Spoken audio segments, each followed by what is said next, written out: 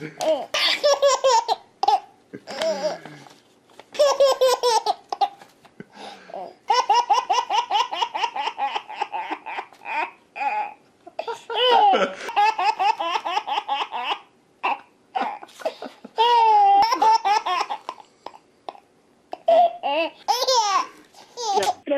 a plein de Maliens militaires qui se sont réfugiés au Niger et en Algérie. De l'Algérie, maintenant, on les a évacués à Bamako.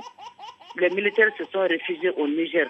Du Niger, maintenant, on les a évacués sur le Mali par avion. Ils n'ont pas les moyens de se battre en réalité. Ils se sont réfugiés, ils ont replié. Ça vaut le coup?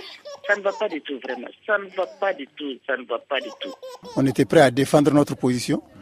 Et toujours dans l'attente d'une solution favorable, d'un renfort. Peut-être on était 90 comme ça. Et on nous a averti que tout de suite nous serons attaqués. Donc, à l'immédiat, on a dégagé le camp. On a passé la nuit comme ça dans le calme au village. Certains sont partis en brousse. En tout cas, il n'y a plus de commandement, chacun pour soi. Et le matin, de bonne heure, dans les environs de 6 heures, les premiers obus ont commencé à plomber dans le camp. Notre compagnie a été détruite par les rebelles. On n'a pas eu de renfort. Quelques hommes avaient déjà franchi la frontière nigérienne il y avait de cela une semaine. Nous, on était restés tout juste à l'attente d'une solution meilleure.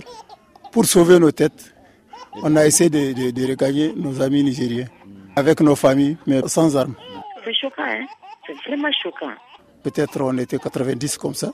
On nous a averti que tout de suite nous serons attaqués. Donc, à l'immédiat, on a dégagé le camp. Raison pour laquelle les femmes se sont mobilisées. Parce que les hommes ont peur, hein, en réalité. Les hommes ont peur, les hommes ont peur. On nous a averti que tout de suite nous serons attaqués. Donc, à l'immédiat, on a dégagé le camp. Les hommes ont peur, hein, en réalité. Les hommes ont peur, les hommes ont peur. On nous a averti que tout de suite nous serons attaqués. Donc, à l'immédiat, on a dégagé le camp.